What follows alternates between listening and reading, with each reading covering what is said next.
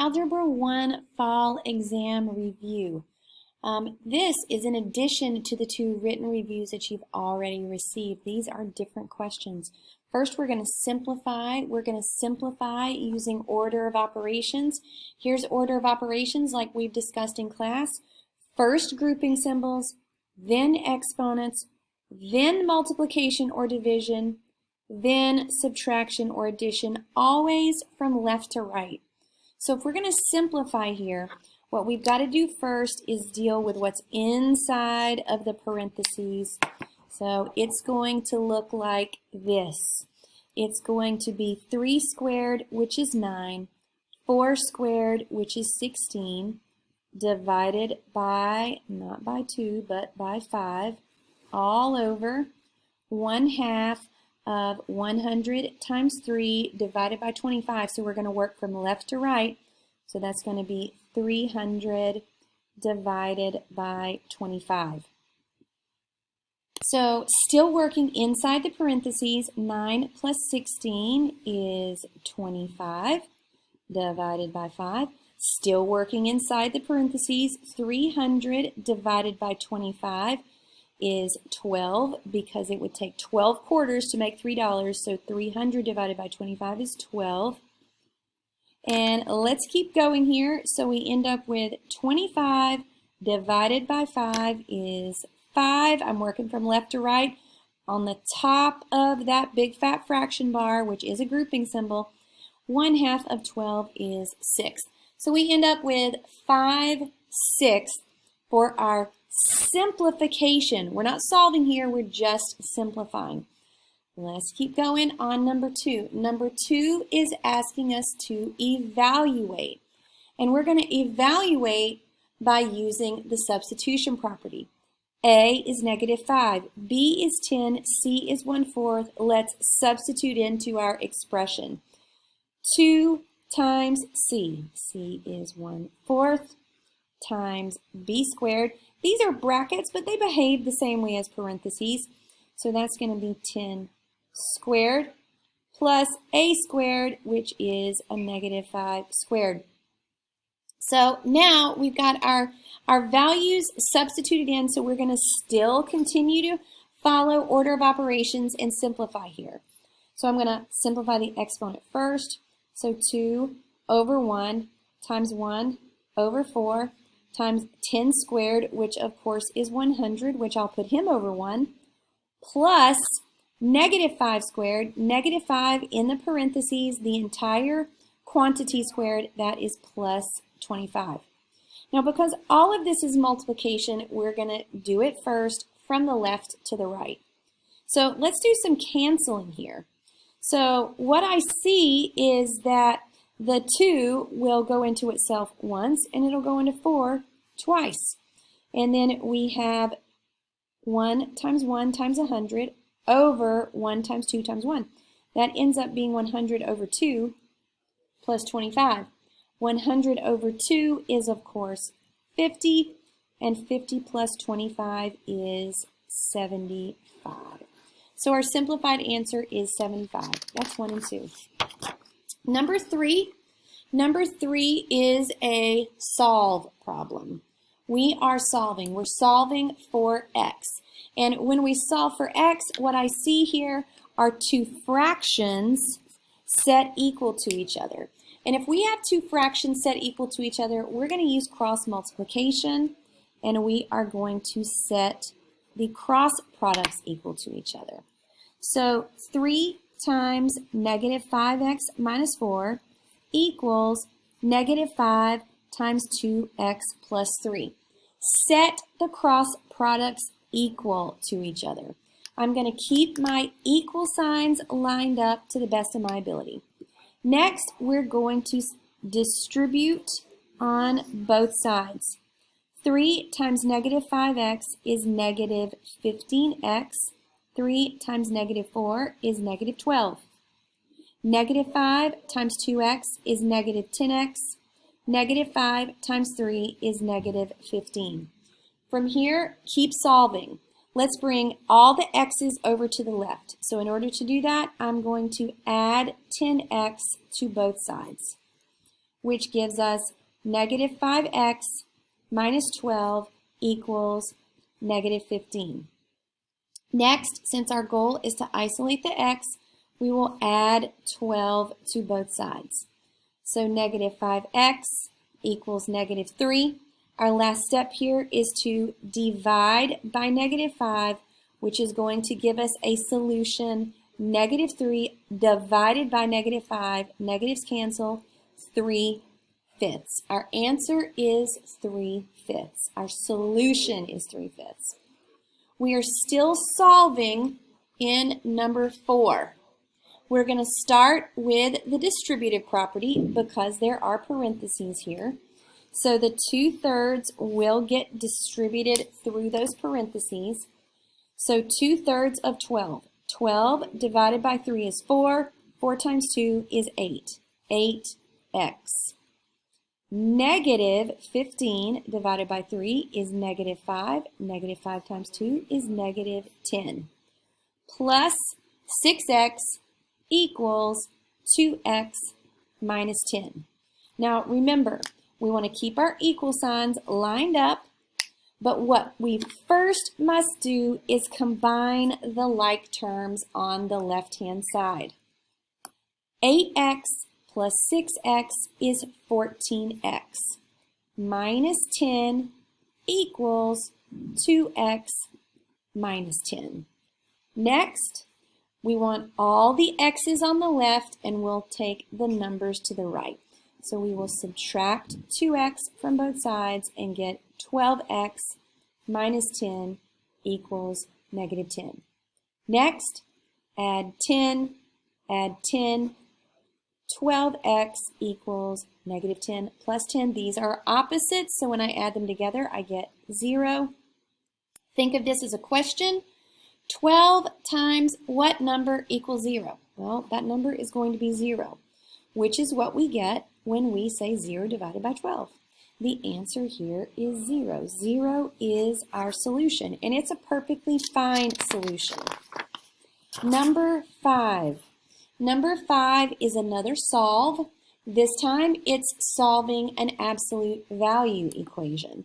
Now, the steps that we worked on previously this year were to first isolate the absolute value. Isolate the absolute value. To do that, we need to get rid of a plus 5, and we also need to get rid of a times 2. So those are the two things that have to be undone.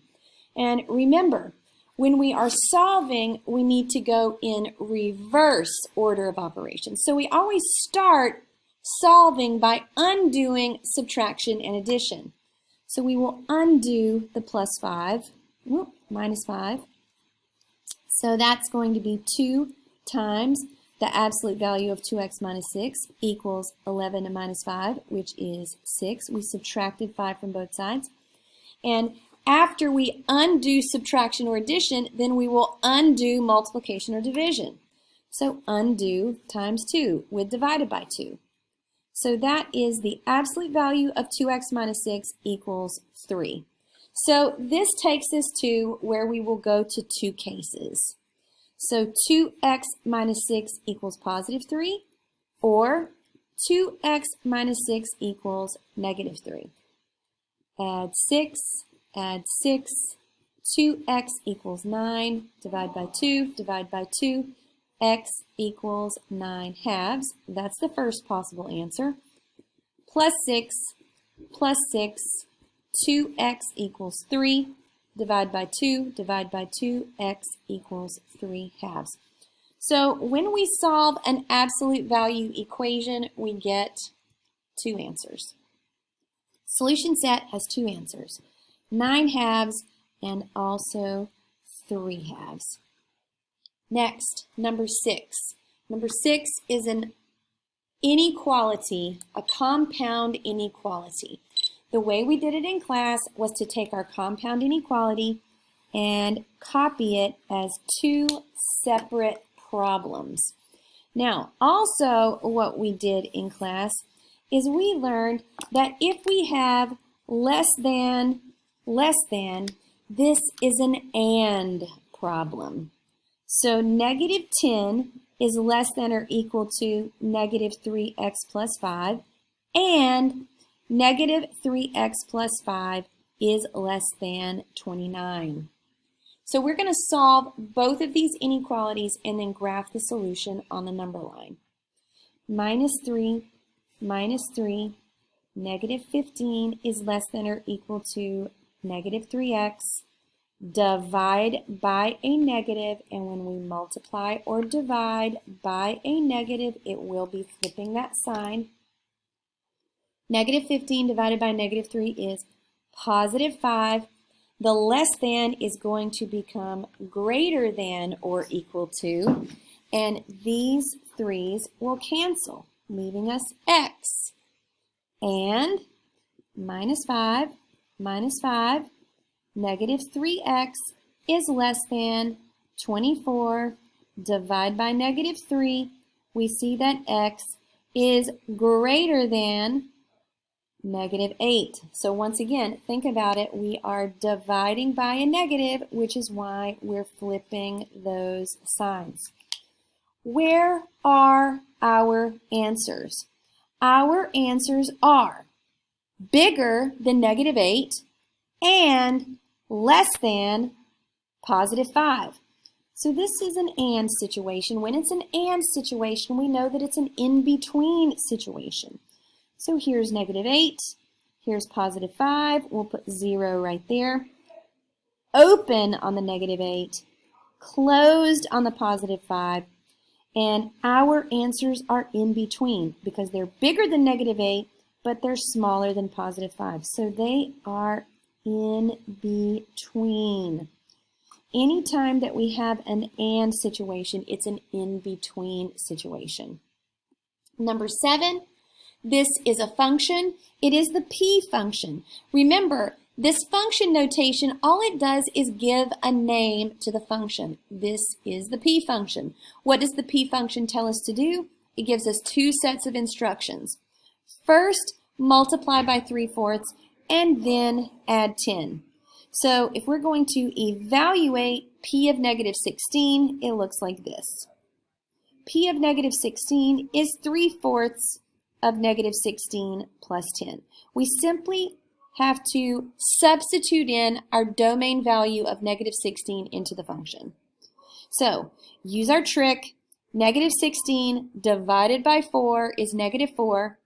Negative 4 times 3 is negative 12. Negative 12 plus 10. Negative 12 plus 10 is negative 2. Therefore, when x equals negative 16, p equals negative 2. Number 8, more current information. It says, find the equation of a line that passes through the points 7, negative 8, and negative 5, negative 8. First, we can find it in point-slope form, and then we can also find it in slope-intercept form. Now, if we are given 2 points, our only option when given 2 points is to find the slope. So let's take these 2 points and let's plug them into the slope formula, y2 minus y1 over x2 minus x1. That will be negative 8 minus negative 8 over negative 5 minus 7. That gives us 0 over negative 12. Now, hopefully, your little brains are all have a bell going off of them, because if you think about slope as rise over run, this particular line does not rise, which would mean that this is a horizontal line passing between these 2 points, which, if we were to graph these 2 points, 7, negative 8, which would be way down here. So there is 7, negative 8. And then our other point was negative 5, negative 8. So back 5 and down 8. So there is negative 5, negative 8. What we definitely have here is a horizontal line. Here it is on the graph. So it is a horizontal line, and the equation of that horizontal line first in point slope form, so we would choose that first point, so that would be y minus y1 equals m times x minus x of 1. That would be y minus negative 8 equals 0 times x minus 7. So this would be the answer in point slope form. If we want to go to slope-intercept form, we just need to distribute the 0. When we distribute a 0, it's just going to look like this. Y plus 8, 0, x minus 0. But think about it. What is 0x minus 0 actually equal to? It's just 0. So if we have y plus 8 equals 0, and then we subtract 8, and we subtract 8, we simply get y equals negative 8. So this would actually be in slope-intercept form. So we can also see it right back up here as well. Point slope form, slope-intercept form, we see that it's a horizontal line. Now, the next one won't quite be as strange as that one. It's the same type question. Find the equation of a line that passes through the points 10, negative 4, and negative 2, 2. So if we were to plot these points first, so 10, negative 4 over 10, 1, 2, 3, 4, and then negative 2, 2, back to up 2. This is definitely not a horizontal or vertical line. We can see it right here. So we could count the slope as rise over run, or we could just use the slope formula. So let's do that. So m equals 2 minus negative 4 over negative 2 minus 10. That is 6 over negative 12. That gives us a slope of negative 1/2. So if our slope is negative 1/2, and we're going to pass through the point 10, negative 4, this is a point, this is a slope. I should plug it into the point slope form, which is what letter A is asking us to do. So y minus y1 equals m times x minus x of 1. Y minus negative 4 equals negative 1/2 times x minus 10. So there's the answer to A. That's the point slope form right there. We want to go all the way to the slope-intercept form, so I am going to distribute the 1/2. So y plus 4 equals negative 1/2 x plus 5. Minus 4, y equals negative 1/2 x plus 1. So that would be letter B, which is y equals negative 1/2 x plus 1. And if we look back at the graph, does it appear that the y-intercept is positive 1? Yes, which makes sense. And this is our graph. This is our line in slope-intercept form. Few more last problems. Parallel, perpendicular, or neither. If we want to know that, we need to solve for y and check. So minus 3x, negative 5y equals negative 3x plus 25. Divide by negative 5 all the way across. Y equals positive 3/5 x minus 5. So our first line has a slope of 3/5. Let's check the second line. Minus 5x, negative 3y equals negative 5x plus 10. Divide by negative 3, divide by negative 3, divide by negative 3.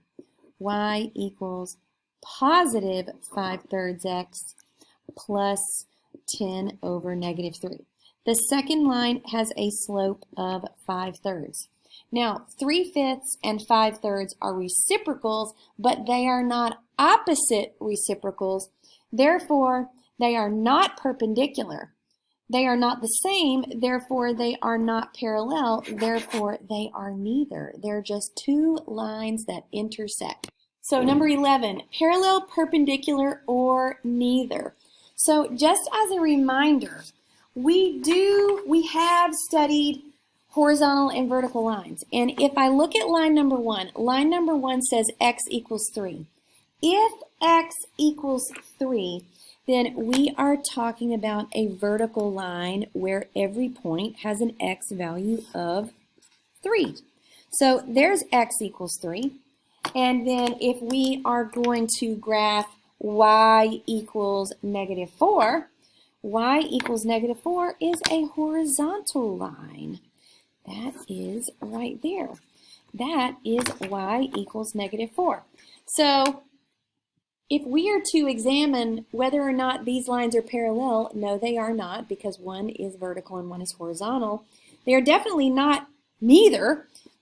They do form a right angle. So if one line is vertical and the other line is horizontal, then what is their relationship? They are perpendicular. These lines are perpendicular. Now we're on the last page.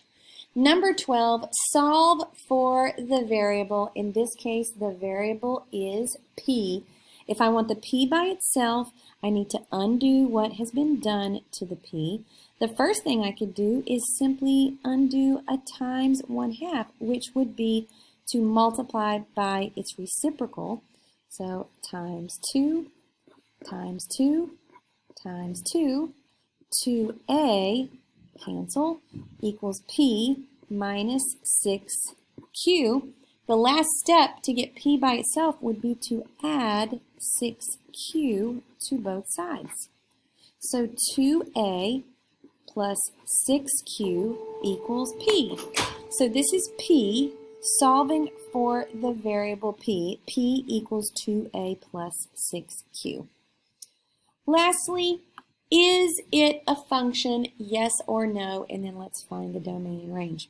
So letter A is a discrete relationship. Remember, a discrete relationship is when we can list or put in a roster form. So this is a list. Therefore, the domain here would be 0, 1, 2, and 3. And that's it. It is a limited domain. Our range here is 2 and 3. Now what we have to check for is 0. Does 0 map anywhere except to 2? No. 1 only maps to 3. 2 only maps to 2. 3 only maps to 3. The hint is this. Are there any repetitive x values? No. Therefore, yes, this is indeed a function. Letter B is a continuous graph. It is not discrete. Therefore, if we have a continuous graph, we want to check, is it a function? Well, let's check. Does it pass the vertical line test? Yes, it does. There are no x values that are repeating, so yes, it is indeed a function. So what's its domain? Well, it appears that it goes to the left forever, and it goes to the right forever. And if it's going to the left forever and to the right forever, there's no fence on the left, there's no fence on the right. Therefore, the domain is all real numbers. You can write all real numbers, or you can put the big funky R. Now, our range is limited. So here's what I see with our range. Can I put a fence on the bottom? Yes, because it appears that this is a horizontal line. It is not going down. It is only going in that direction. And we slide up. We can also put a fence on the top. So this is the top. All of those points are in a horizontal line. So that means that we have a bottom value and we have a top value. 1, 2, 3. All of our range values exist between -3 and 1 inclusive. So this is an in-between situation. So y, remember these are range values, so that's y. Y is in between -3 and +1. This is a continuous function, and this is how the range has to be given. So that, ladies and gentlemen, is a nice review for our Algebra 1 fall exam.